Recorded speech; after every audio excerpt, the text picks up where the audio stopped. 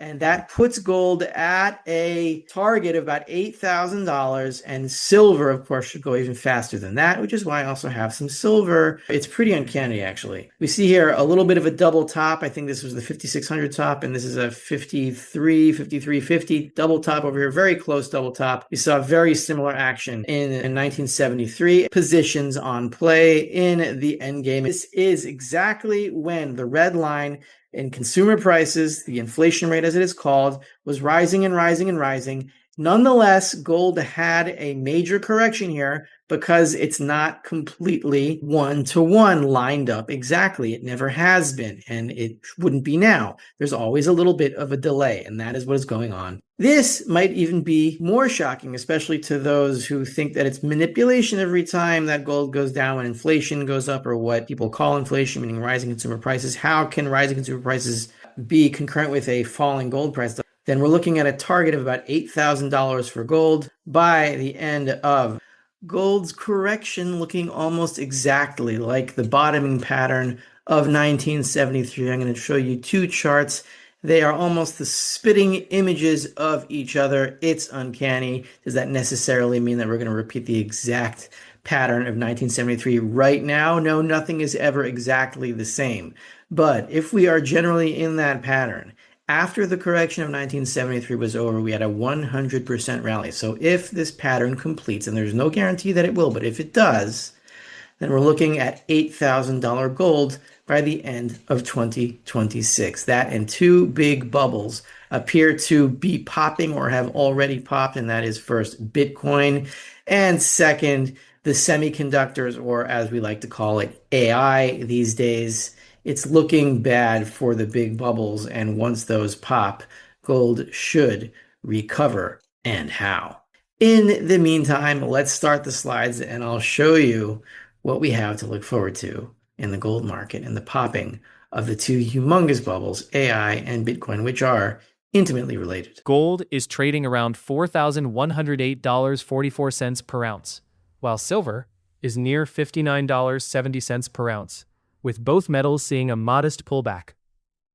Despite today's weakness, central bank buying, ongoing geopolitical uncertainty, and expectations surrounding global monetary policy continue to support the long-term precious metals outlook. Against this backdrop, Rafi Farber believes this correction may be setting up the next major rally. Let's look at why. The first slide, we have an article. I'm not going to tell you the date. That's a surprise, but check this out. MicroStrategy chairman accused of fraud by the SEC. Michael J. Saylor, this is from the New York Times, actually. Michael J. Saylor, remember him? The chairman of MicroStrategy, a software company whose share price soared and then collapsed after the company was forced to restate its books and erase all the profit that it had reported, was accused of fraud yesterday by the Securities and Exchange Commission. Mr. Saylor settled the civil charges that were filed in federal court in Washington without admitting or denying them, and agreed to pay $8.3 million to shareholders and a $350,000 penalty to the SEC. The SEC contended that Mr. Saylor and two other MicroStrategy officials, who each agreed to pay $350,000 in penalties and to pay a total of $1.7 million to shareholders, had committed fraud in reporting profits when the company was actually losing money.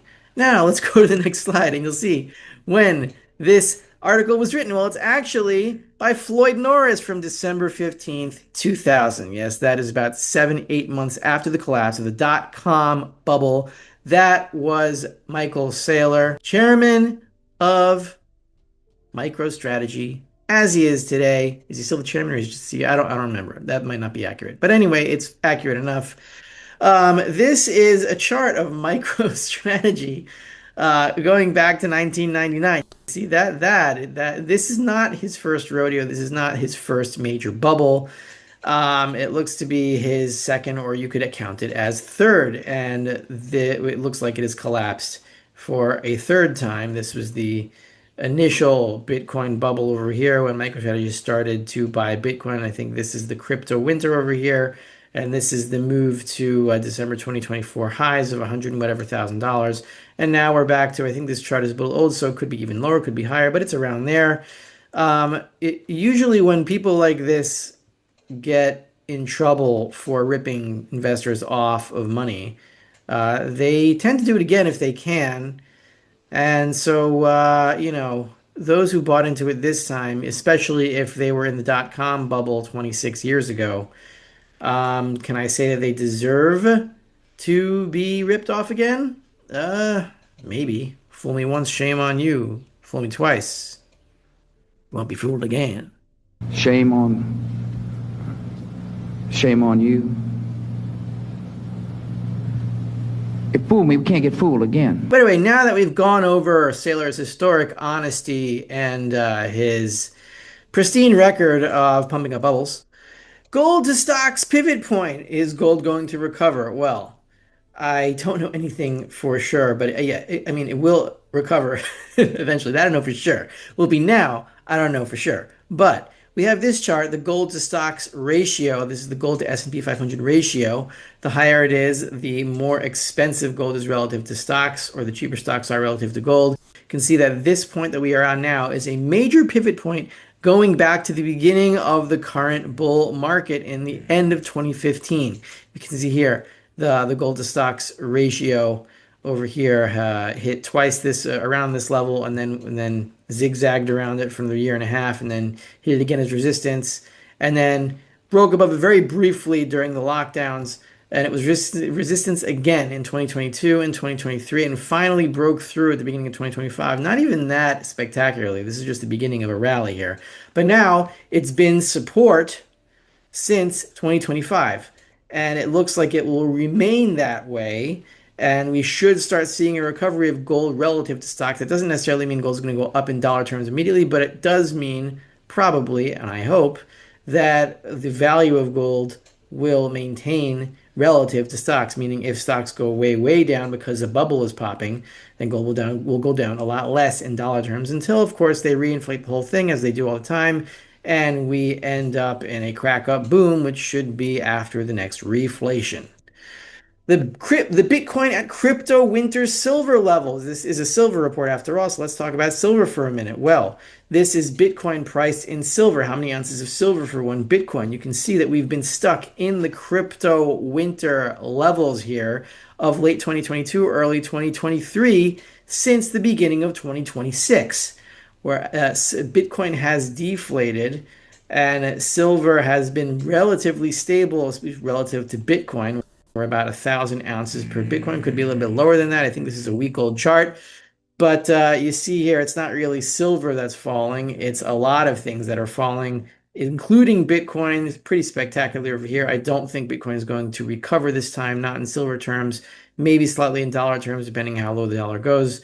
But in silver terms, I think this is a fair resistance level, and gold and silver are going to recover in dollar terms before Bitcoin does. That I'm pretty confident about, though nothing is for certain. Bitcoin in dollar terms is struggling at the 200-week moving average. It now looks like resistance instead of support. So we broke through the 200-week moving average in Bitcoin following the Bitcoin winter over here in early 2023.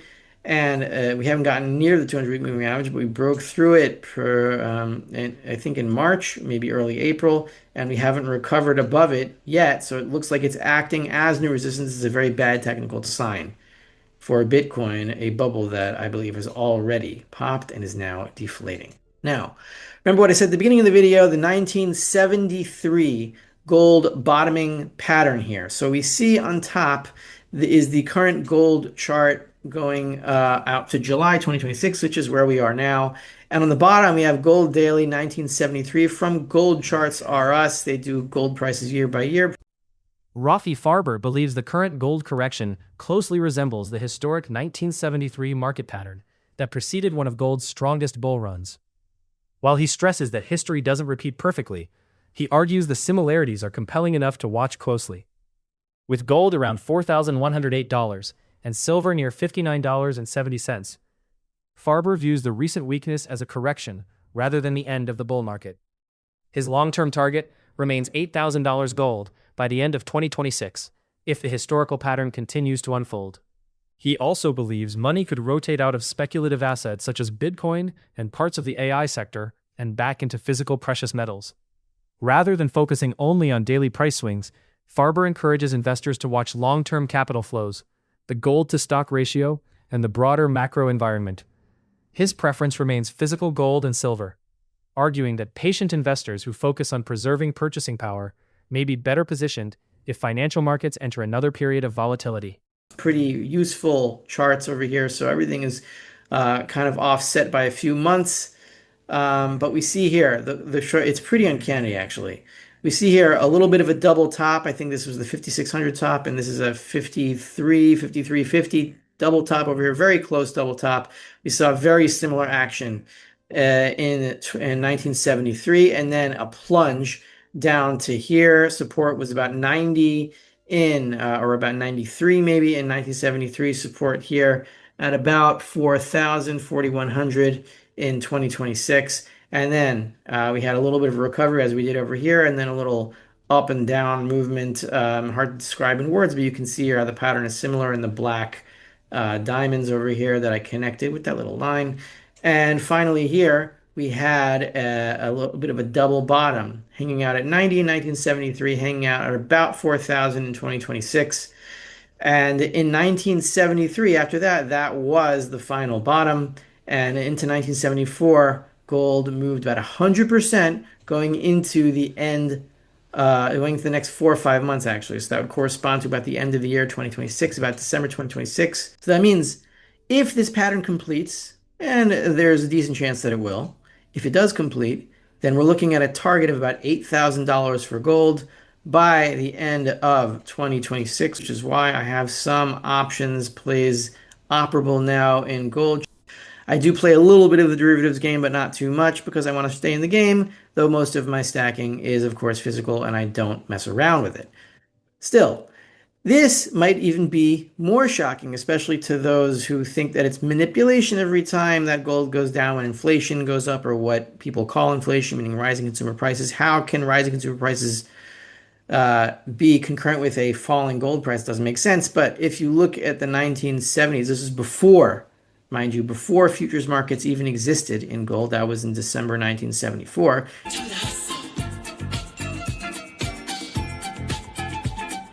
This is before that time. So we see here in the blue, we have the gold price from 1973. In the red, we have the month-to-month inflation rate. So sequentially, what inflation is that month. Now we see here the red line goes way, way up to about 1.8% annual. That's 18 times 12, whatever that is. It's more than it's about 20% inflation, or more than that, whatever 18 times 12 is. I don't want to do the math in my head right now. You can do it yourself at home and pausing this video and taking out a calculator, but it's more than 20% annualized inflation. This number of 1.8% came during the oil embargo that was triggered by the Yom Kippur War of 1973, October 1973, bringing prices of everything way, way higher. And what was gold doing at the time? Well, you can see we hit a high here of about $125 in the blue. And as inflation was spiking, as consumer prices were spiking to 1.8%, during the oil embargo, the initial oil embargo, gold was falling as it had fallen here from about 125 to about a bottom of about 90, as we saw in the previous chart, showing the bottom in gold at about $90. This was when sequential inflation was spiking to records that have not been seen since, not even including the COVID lockdowns, or the COVID reprint, I should say, the COVID inflation round, which brought consumer prices way, way higher, not as high as this.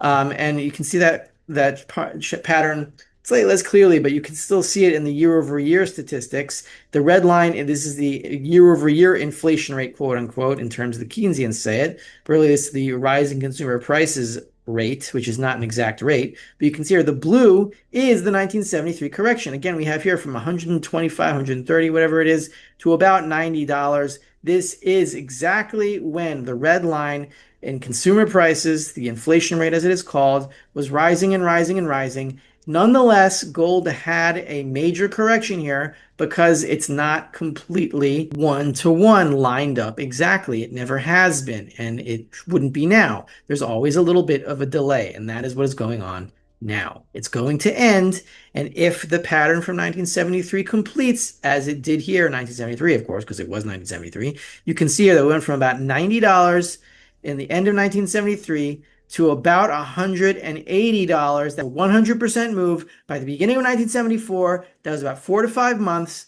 And that puts gold at a target of about $8,000. And silver, of course, should go even faster than that, which is why I also have some silver positions on play in the Endgame Investor portfolio. Check it out in the link in the description below if you want to know what I'm doing. 100% rally. Let's see if it repeats. And maybe, just maybe, Trump's cutting off of trade with Spain. I don't know if he can do that legally or if it's going to happen. This is what he just said today because he's upset with them regarding NATO or something. Maybe that's enough to pop the bubble. The semiconductors index has been going down sharply for 3 weeks now. It could already be over, folks. And once it's over, there's going to be deflation and gold's going to recover, and then there's going to be a reinflation. And my thesis has been there's only going to be one more major reinflation after a financial crisis, and that should be the end game. Let's see if it's finally coming. Rafi Farber's message is simple. Today's pullback doesn't necessarily change the long-term opportunity. If history rhymes with the 1973 cycle, gold and silver could still have substantial upside from current levels. What do you think? Can gold climb from today's price of around $4,108 to $8,000 by the end of 2026? And will silver outperform gold once again? Let us know your thoughts in the comments. If you enjoyed this market update, subscribe, turn on notifications, and like this video for more expert analysis on gold, silver, and global financial markets. Thanks for watching, and we'll see you in the next video.